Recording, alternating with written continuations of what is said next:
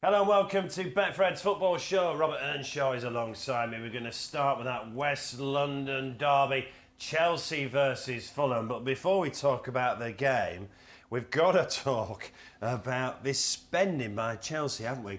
329 million, including smashing a British record for Enzo Fernandez, 106.8 million from Benfica. Big money, huge money. Chelsea are a funny team. They go into it and they've pretty much had their idea. We're going to sign as many people as possible. We're going to try and build a brand new team and spend as much money. And the interesting thing is all of them have signed long-term deals. Well, like some 8-year contracts, isn't there? I've never seen anything like it. Yeah. So big moves. But do you know what I do like? I think Enzo Fernandez especially. He breaks the record, British transfer record.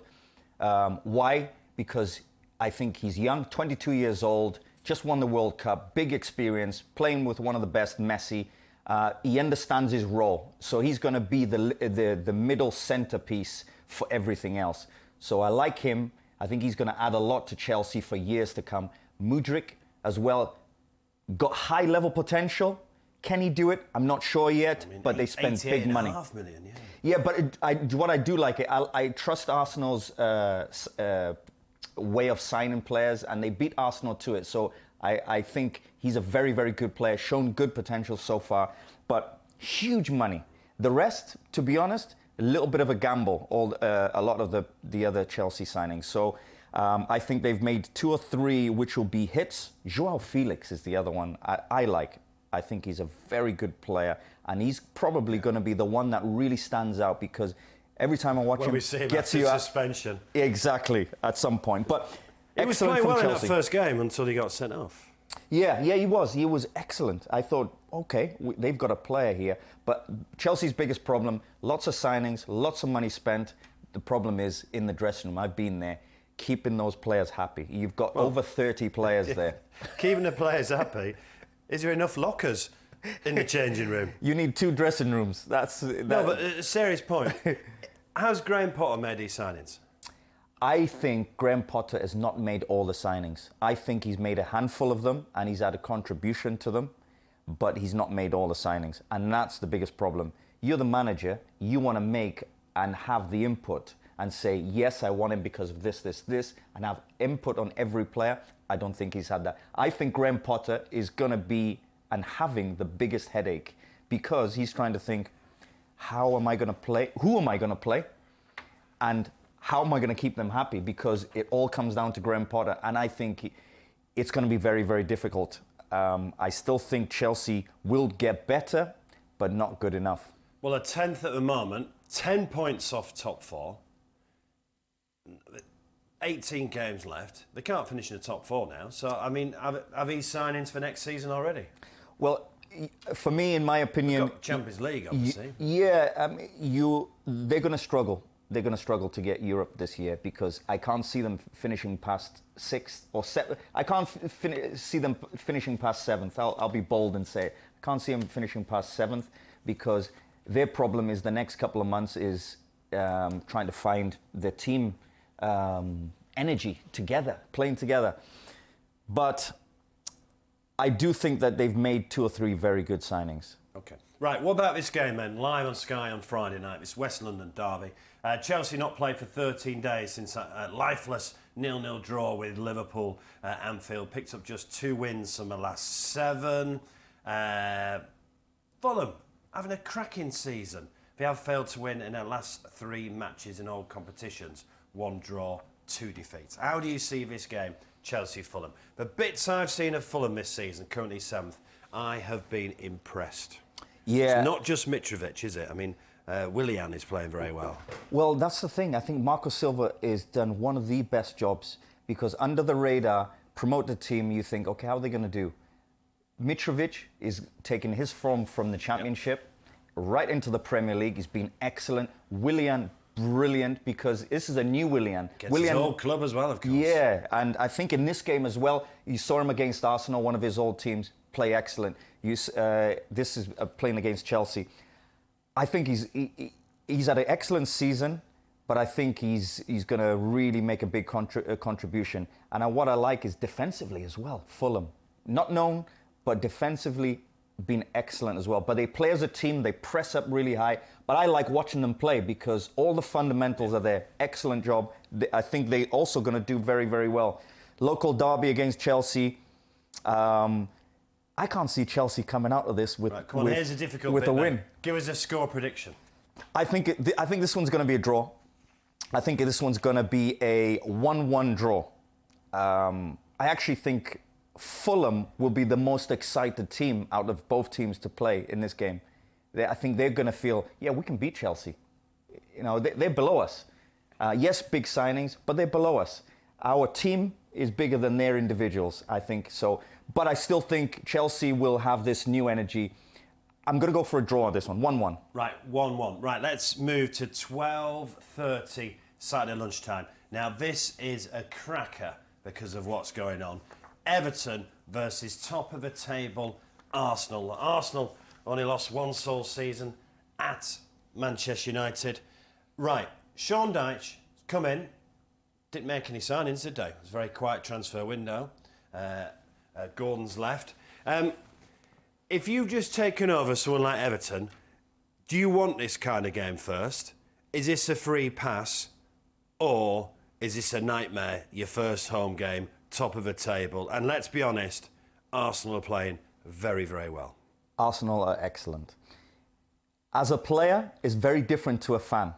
A fan is probably going to be thinking, no, we don't want Arsenal, not in the first game. But as a player, you're actually thinking, yeah, we want Arsenal. Brand new manager, different ideas, different energy around the training ground. Going into this game, you want to play the best. Because what happens is, okay, we're going to play against the best, a completely different time. And I think this is a free pass, completely free pass. Everton are going to be thinking, do you know what? We've got nothing to lose. And the most dangerous team is the one that's got nothing to lose against the very best.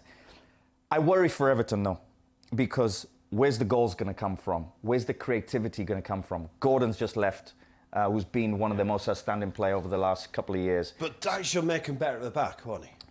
He should do. But when I've watched them this year, they look very open just because I think they're just not good enough defensively, if I'm being honest. Very open, not together. I think he will make an improvement, but I don't think it's going to be enough. But this is a game that they've got nothing to lose. If we're going to see an Everton that is going to try and stay up and be in a position to stay up, this is the game that we're going to see, okay, what level can they reach to? Because you've got nothing to lose. Arsenal, excellent. I think Arsenal win this one, though.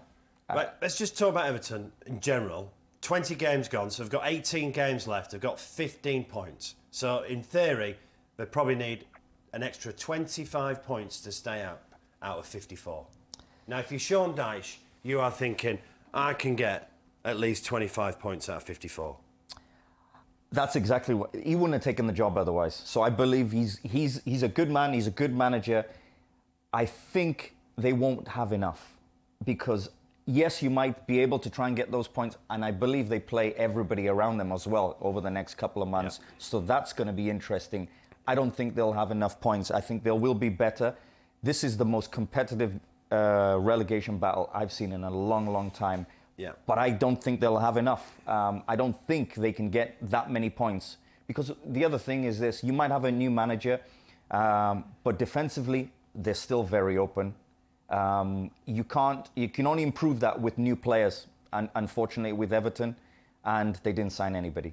But I don't think they'll have enough points. Right, let's talk Arsenal before I get a prediction. So 5 points clear, game in hand, big test against Manchester United in the Premier League recently. They came out of that 3-2 on top. They've got to play Man City twice in the league. They've just lost in the cup to them. Are Arsenal the real deal? Arsenal are the real deal because, number one, if you're going to compete for the Premier League, you need consistency. They now have shown that over a period of time. Can they win the big games? You saw a few weeks ago against Tottenham.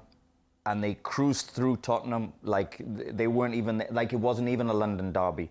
And you think, okay, last week, yeah, in the Cup, they play Man City, and you think, okay, how are they going to do? But you can see they can compete against the Man City. They're on that same level. Arsenal are the real deal. They're excellent in every area, defensively sound. Midfield, Partey has been a revelation, brilliant. Odegaard, excellent. I love watching Odegaard. Yeah, and even when you have injuries, that's where I see Arsenal. When you have injuries, Jesus is out, Nketiah comes in and probably does even better than Jesus in the goal-scoring department. So they've got so much. Arsenal are the real deal. For me, they'll be in the top 2. Will they win it? I don't think they'll win it. Because City play them twice. Yeah, because City play them twice. And that's coming up quite soon, isn't it? Yeah, and because Arsenal have had everything go for them, they haven't had their blip. Every team has their blip. Man City have had theirs the last few weeks, and just before the World Cup break. I think Man City will go on a run now. I still think Man City will win it because they've got the experience. They know how to, and they've had their blip. It's been a long time since Arsenal have done it. It's coming. Right, come on then. Prediction for Everton-Arsenal. This is a 3-1 Arsenal win. And you're worried about Everton. Right, let's move to the 3 o'clock kickoffs. Aston Villa versus Leicester, and Unai Emery has turned things around at Aston Villa. When Leicester are banging it, aren't they?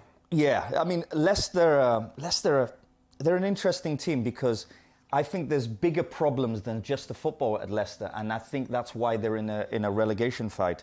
With Aston Villa, obviously under Steven Gerrard, they were doing okay, not good enough, not picking up wins.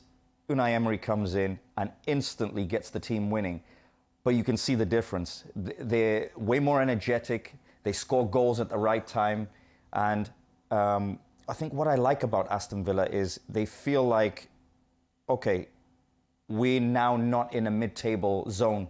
We're now starting to look at even. I would imagine that in the dressing room, they're even talking about, can we go and start thinking about the European positions? I know where they are.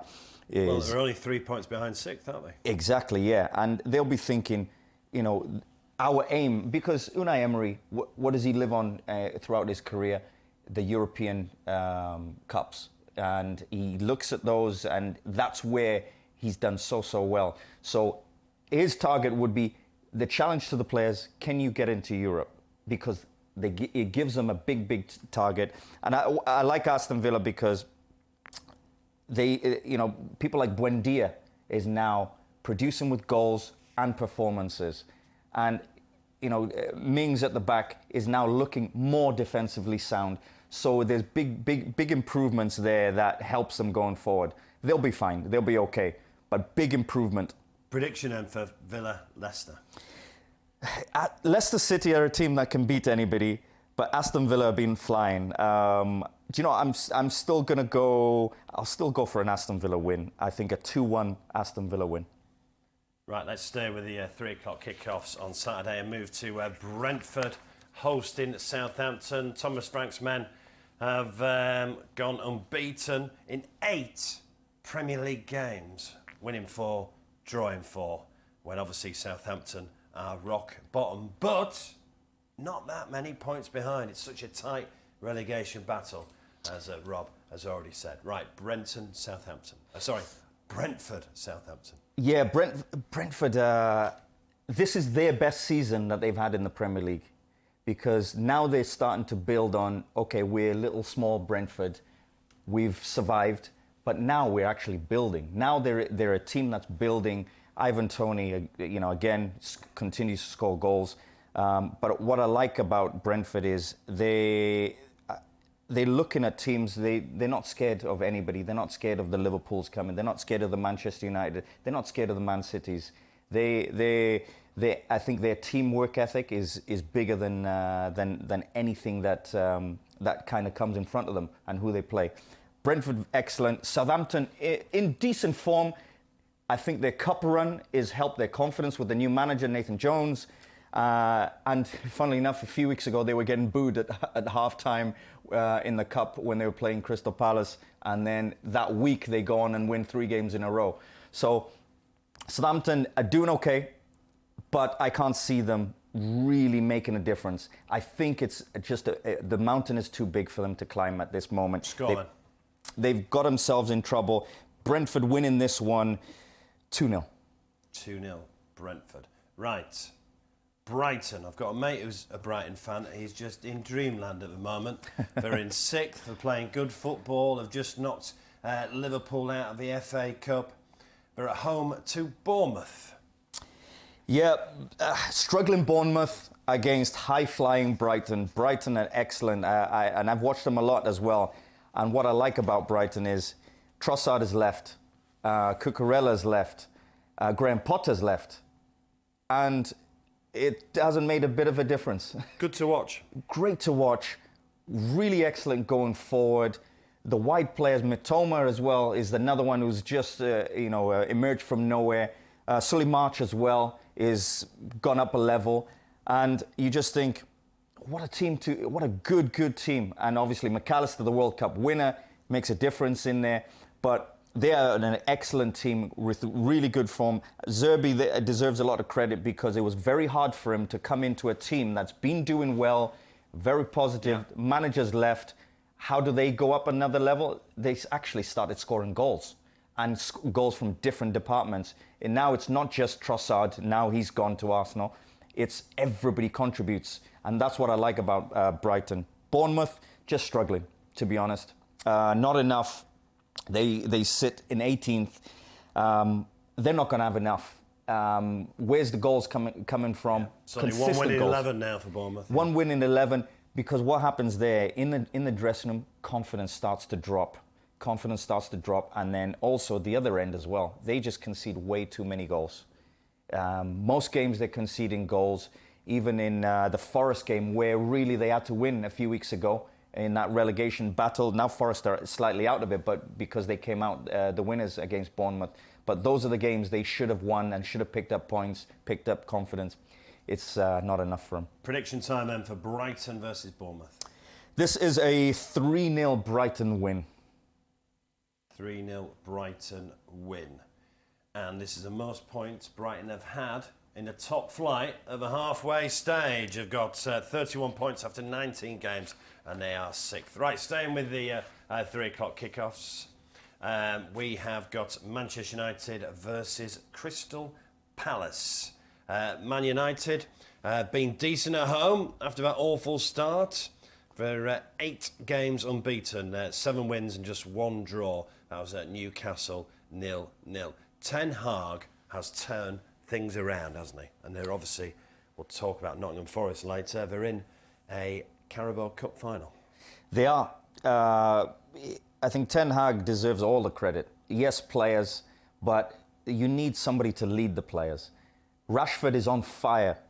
Why? Because Ten Hag demands that level from him. We've seen a Rashford through the years of, yeah, he's got good potential, but he's not quite there yet. And now, I mean, he's in mid-20s now. We can't wait 10 years. But what we're getting this season is that potential. Ten Hag is gone. You need to score goals. You need to create. You need to be dangerous when you set foot on the pitch for me. And that's the level he's reaching. And you look at the Bruno Fernandes as well. Excellent player, delightful player. They've scored 20 games in a row that they've scored in. There's a reason for that. Counter-attack, brilliant. The difference with the individuals, Martial has popped in, Fernandes, Rashford. Eriksen is now injured. Yeah, you think, and he's been playing well with Casemiro. Obviously, they've gone and signed a player on loan from Bayern Munich. But yeah, but not the same. That is a blow where Eriksen had settled in a way he was playing with Casemiro, isn't it? Yeah, because Fernandes, Casemiro and Eriksen, those 3 have made Manchester United really excellent this year. Now you're going to take one out. That always leaves a little bit of a gap. Sabitzer is a very good player. Is he at the level of Eriksen? No. But he wasn't planned until the injury happened, clearly. Exactly, yeah. And Casemiro has been excellent revelation this year. Him and Rashford being the 2 best players. But I think it's a Manchester United team that is in good form. I think whoever is out missing, for example, Eriksen, they have the capability to put somebody in like Sabitzer, like even Fred is popped up with a couple of goals, and you think that is a team. They're not individuals now, they're a team. They've been doing excellent. Prediction time. Manchester United, this is a 2-1 Manchester United win. Crystal Palace, very good, but I don't think have enough. Right, the last 3 o'clock kickoff on Saturday. Wolves versus Liverpool. Liverpool are 9th. What's going on at Liverpool? This is, and a couple of years ago we saw them really drop off when they had their injuries a couple of seasons ago, and Manchester City went on and quite comfortably won the Premier League. But I think there's 2 things. Number one, injuries, but you can't just blame the injuries because everybody has injuries. Number 2, I think this is a Liverpool team that hasn't found that next level because they live on pure energy, pressing up high. The difference makers, Salah, scores the goals, Firmino. But those guys, Salah's the only one that's left. Mane's obviously left. Firmino was actually doing excellent. He's got injured. Jota was doing excellent. He got injured. Now they've got big problems at the back. And they've been conceding goals all season, especially in the first half. Van Dijk is out. Konate got injured this week. He's got, I believe, an injury that's going to keep him out for a few weeks. So now the 2 main centre backs out. Everyone's saying the problem's in midfield. Yeah, do you know what? I think that's a bit exaggerated because it's the easy one to blame. But I think the biggest problem is probably being their forwards. Mane's left. Who'd you replace him? Darwin Núñez. He's come in, not scored goals. Gakpo, I think he's an excellent player. Still time for him. He's a new signing, but he hasn't scored. So Salah is the other one. He's always popped up with goals. This season, he's below what the level he's been reaching the last few seasons. So I think the difference has been more at the back and in the forward department. What score then? This is a 0-0 draw. Wolves love a 0-0. They don't score many. Lopetegui would be delighted at, wouldn't he? Yeah, he would. Yeah, I mean, as an old goalkeeper as well himself, he would definitely be delighted with a clean sheet. But I just can't see Liverpool winning this one. They're really struggling, low on confidence. But Wolves have picked up. If there is a game that Wolves look, and they're in a relegation battle, they'll be looking at this game is, can we pick up bonus points? This is a bonus points game because Liverpool underperforming, lots of injuries. Can you go pick up bonus points when you're not expected in this relegation zone? Wolves could do it, but I don't think so. I think a 0-0. Talking of clean sheets, Newcastle are the 5:30 game live on Sky at home to West Ham. 6 Premier League clean sheets for the Tyneside club. Nick Pope is playing fantastic. The defence is as well. But look, the team's playing well. Their last defeat in the Premier League was the 31st of August, 2-1 to Liverpool. And they were very unlucky that night. Extremely unlucky. They got that very late corner, didn't they, Liverpool, and scored from it. Yeah, and this is a team where, you know, sometimes you think, what are they built on? Sometimes it's the forwards. For example, Liverpool, I think, have been built on their fundamentals going forward. But Newcastle have built everything on their defensive record. Got a good goalkeeper in Pope, makes big saves. It's not just the clean sheets and the defensive is very sound. No, he makes big saves. Last week, made big saves. Yeah. So Newcastle have built everything on that defensive record, been excellent. Trippier has been a revelation, not only defensively, but attacking as well. Shah as well has been brilliant. But I like this Newcastle team because going forward now they're adding. Their team now can score goals. Guimaraes, yeah, excellent to watch. They get the ball out wide. Almiron he'll lift you up. He lifts his teammates up, and Wilson as well has been brilliant. And then the other one as well, he's been injured, but he's just come back and he's played the last couple of games. Isak, yeah. I like him. They signed him. Looks lively, doesn't he? Yeah, and he's one. He'll score goals, but also he'll get you out of your seat when he gets the ball. So he's an excellent player. So I think they've got more than enough. For me, This is a game that Newcastle are going to be thinking, yeah, we can jump into, get 3 points from this. But West Ham had a huge win, didn't they, in their last game in the Premier League, beating Everton at home 2-0. Huge win. That was a must win. And I remember it was a tentative game, and you just thought, what do Everton have in this game? And they had nothing. And that was the worrying thing. West Ham thought this is a must-get win for us. So I think that was a huge boost confidence-wise. It puts them in a good position. So I don't think they'll have Newcastle, West Ham. Yeah, I don't think West Ham will have enough in this one. I think Newcastle playing at home, very, very different. I think a 2-0 Newcastle win. And a quick word on reaching the League Cup final. That's their first major final in 24 years. And obviously, they won the Fairs Cup, and then you've got to go back to the FA Cup in 1955. These Newcastle fans have been starved of silverware. Can they get it against Manchester United?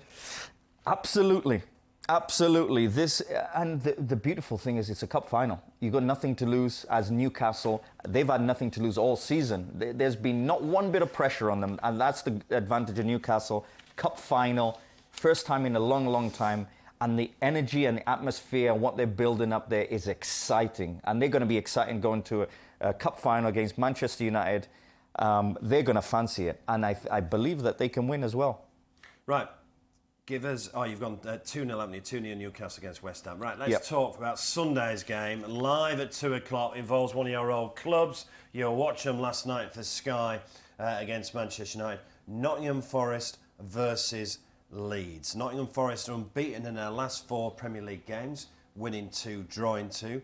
Leeds are awful on the road. Only had 1 win, but it was at Anfield in October. Right then. How do you see this? 13th against 15th. Nottingham Forest... but hardly anything in it in the points. Hardly anything, exactly. Nottingham Forest are going to be looking at this game and thinking, this is the game. If we're going to stay up, this is the game that pretty much solidifies it. Leeds are going to be looking at it and thinking, we need to beat Nottingham Forest. They're right in the middle with us. So this is a big relegation battle, even though Nottingham Forest in good form, have done well, picking up points, apart from obviously the cup, unbeaten at home as well, picked up lots of points as well, even away over the last few weeks. This is a game that Nottingham Forest will do fine. Lots of signings. Keylor Navas has just come in, the goalkeeper. Henderson is now injured. Great goalkeeper. Great goalkeeper, multiple Champions League winner. Felipe, Atletico Madrid, built on defensive structure. He's going to add. They needed that. And I like Scarpa as well, the other Brazilian they made earlier in the transfer window. So and Jonjo Shelvey as well, proven Premier League player. So this is made for him, isn't it? Perfect for him, and he's going to have the license to control that midfield for Nottingham Forest. Leeds, excellent. The problem with Leeds is they're so open and they concede too many goals. I think this is going to be a tough game. Very good, exciting games. Lots of goals in this.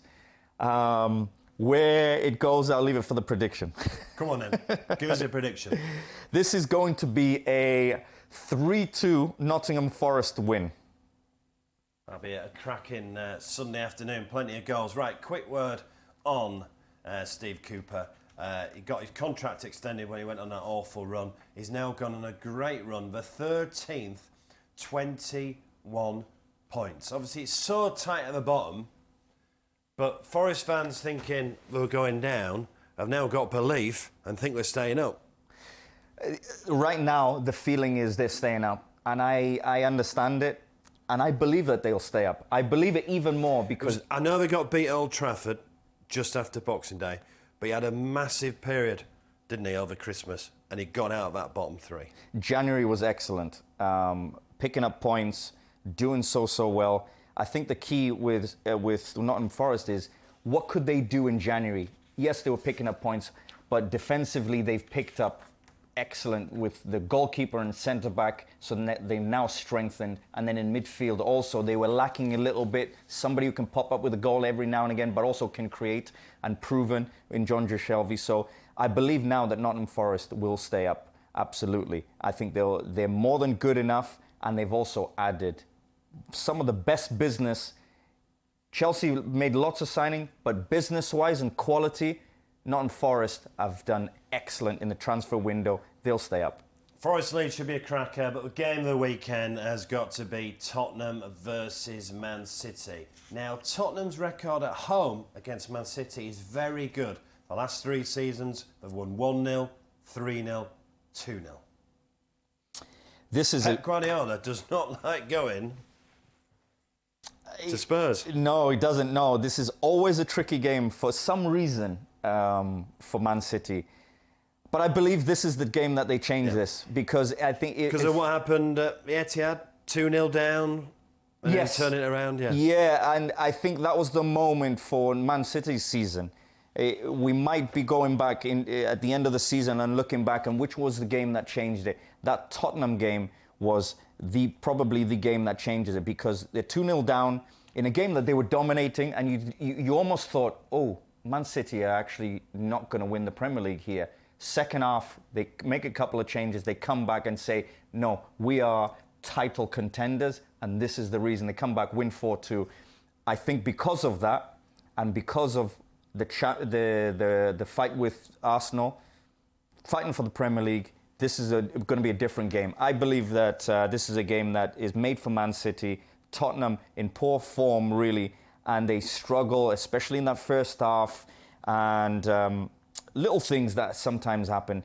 Conte, unfortunately, he's sick. The preparation, we wish him well.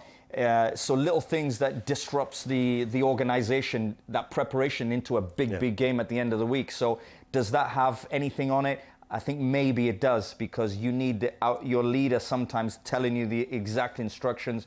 He's not there. We wish him well. But I believe Man City is quality. Even if they had Conte, I believe Man City's quality is too much. Come on in, what score?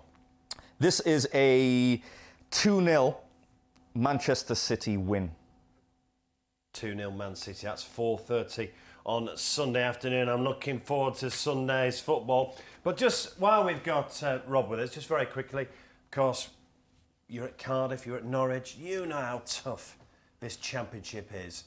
Burnley currently 5 points clear at the top with Sheffield United. Then a whole host of teams, if we presume it's going to be Sheffield United and Burnley getting the automatic spots, then a whole host of teams battling in the playoffs. A word's got to be said to Michael Carrick. Look what he's done at Middlesbrough.